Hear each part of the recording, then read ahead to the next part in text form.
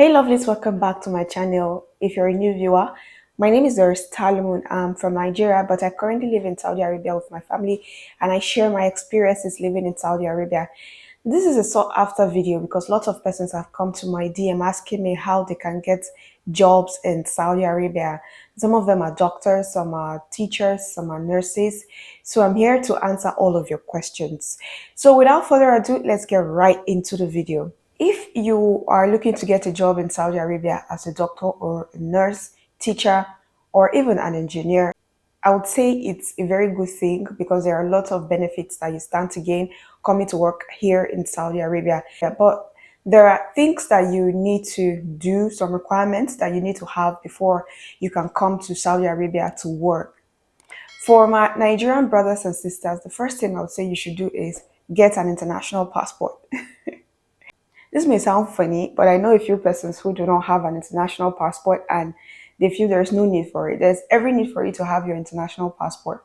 Now, if you're a doctor and you're looking to come to Saudi Arabia to work, you need to meet some basic requirements. Now, from what I've gathered, it is very difficult to get a job directly from the Saudi government. That is you applying from a ministry's website here and getting a job. What I know is that there are agencies that are licensed by the Saudi government to recruit doctors from, most parts of the world to Saudi Arabia. I know if you're from Pakistan, you're from Sudan, you're Egyptian, you're from Philippines or Indian. I know, and even Nigeria and other countries. There are licensed agencies that could recruit you on behalf of Saudi government and bring you into the country. I read that initially the Saudi government will send officials to these countries to carry out the recruitment exercise, but lately this has been done by agencies that are licensed by the Saudi government. Now, when you contact these agencies, there are some documents that are required for you to submit to the agencies. And you submit these documents and a recruitment exercise is carried out. When you scale through, then you proceed to the next stage of the recruitment exercise. Some of the minimum requirements you need to have as a doctor is your degree certificate, that's your MBBS. You need to have 2 years post-study experience, and this excludes your house job. The 1 year of your house job is not included in the 2 years of your post-study experience. So you need to be experienced for you to be able to scale through the interview. You submit your international passport, your CV, and then your letter of experience, your degree certificate for the agency to verify you and shortlist you for a recruitment exercise. And for nurses, sadly, Saudi Arabia does not, employ nurses with diplomas. You must have a BSc in nursing for you to stand a chance to work in Saudi Arabia.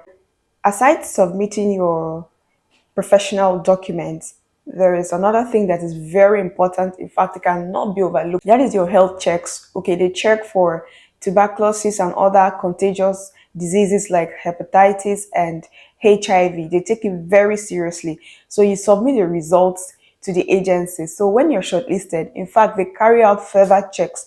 They have their own hospitals that, after everything, if you're qualified to be employed, they take you to those hospitals and run checks on you again, confirming the results that you submitted. So if you're reactive to any of these, you may not, scale through the last phase of the recruitment exercise. So they do not take issues of infectious diseases likely here in Saudi Arabia at all. In fact, even after your employment, before you renew your contract yearly, they run some checks to ensure that you're not reactive to any contagious disease. So when the checks are carried out and it is certified that you are okay health-wise, you do not have any TB or HIV or hepatitis, then they proceed to the next phase where, you are given your offer letter. And then with this offer letter, which comes with a sponsorship, then you process your work visa to come to Saudi Arabia. Another thing that is required of you is to verify your documents. So it is very important that you authenticate your documents, to certify that they are original and they're not forged. So if you're coming from Nigeria, for instance, you have to go to the Federal Ministry of Education to get your documents verified. Also, very importantly, you have to go to the police and get a police character. So if you are coming from Nigeria as well, then you have to go to the police headquarters in Abuja and get your police character to certify that you do not have any pending criminal case and you do not have a criminal record. So without these, you will not be able to come to Saudi Arabia on a work visa. You have to get all of this done and ready before you are permitted to come into Saudi Arabia to work. And of course, other relevant documents. So it's very difficult for you to enter the country without having, a valid reason to come. And if you come on a work visa, it's also near impossible for you to go and do any hustle. Most persons, they visit other countries and for like 2, 3 months, they look for something to do, which I know it's illegal, but people do it. But here in Saudi Arabia, you cannot do that because the moment you come into Saudi Arabia, there's something they call Absha. Absha is like where you're registered on. It's like where you're registered in Saudi Arabia. It's a site where you're registered. The reason for you being in the country, everything that has to do with you is on that. So, and after that, you're issued an ikama. It's with this ikama that you can do a lot of things. And on it, if it's stated that you are not permitted to work, it is stated boldly, and nobody is going to employ you. Even if someone employs you, how are you going to get paid? Because you're not allowed to own a bank account, even as a dependent here in Saudi Arabia. So when you scale through the recruitment exercise and you're given your documents, then you can process your visa and travel all the way to Saudi Arabia to work. So all I'm saying is you must have your documents in hand, complete documents, which is your degree certificate, minimum qualification, and then you have your yellow card, very important, and other health checks, very important as well, your international passport, and then your letter of sponsorship. You have all that in hand, then you can proceed to come to Saudi Arabia to work. And for teachers, I would say that here in Saudi Arabia, aside your degree certificate, which is the minimum qualification you need to have your TEFL certificate, very important. So aside your degree certificates, and that is if you want to teach in schools, but if you want to teach in universities, you need to have a master's degree, which is a minimum qualification. And then you have your TEFL, which is teaching English as a foreign language. When you have this combination, then you stand a better chance to get a job here in Saudi Arabia as a teacher. And the pay is very good. And for engineers, Saudi Arabia has one of the biggest oil companies in the world. You can go check online. One of the biggest oil companies in the world is here in Saudi Arabia. Just check it out. They always have openings for engineers in countries that are, licensed to work here in Saudi Arabia. So you can check it out. It's a very good place to work.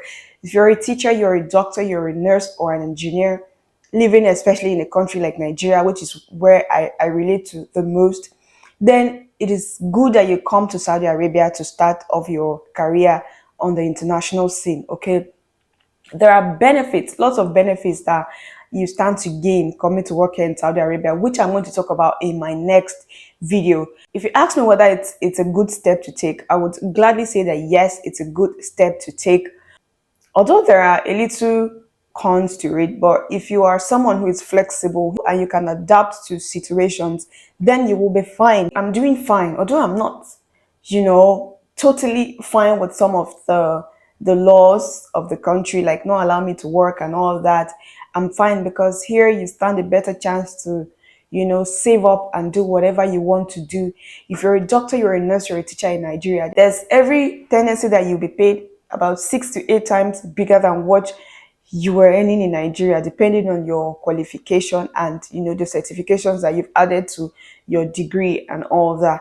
So it is worth it if you ask me. I would advise that aside this video, go online, check for opportunities that are here in Saudi Arabia for doctors, for nurses, and for teachers and engineers. There are always, I go online and I see lots of openings. When I was coming to Saudi Arabia, I knew exactly what I was coming to do. I knew the kind of job I wanted to do. I just didn't know that my visa was going to state that I am not permitted to work. So just make your research, do your research, and look at the openings that are there. And if you're in Nigeria, just try and get to know the agencies that could bring you to Saudi Arabia legally. Do not go and give money to any agent that tells you he or she is going to recruit you to come to Saudi Arabia. You may get stuck in the process and you end up hurting yourself. All right. Make sure that these agencies are legit and they are licensed by the Saudi government to bring you into Saudi Arabia to work as a doctor, as a nurse, or even as a teacher. So let me know in the comment section, did you find this video useful? Did I answer some of your questions? And if you have further questions, you can ask me in the comment section, or you can send me a DM on my social media platforms, and I'll be willing to answer all of them for you free of charge. Okay? And I'm also stating here that I am not a recruitment agent. I do not bring people to Saudi Arabia. I am not an agent. I just shared information that I know and I thought could be beneficial to you. All right. Thank you so much for watching to the end. Don't forget to like this video. Don't forget to share with your friends and family who could benefit from it. And don't forget to drop a comment under the comment section. All right. I'll be here to read and reply all of them. And I'll see you in my next video, guys. Stay well.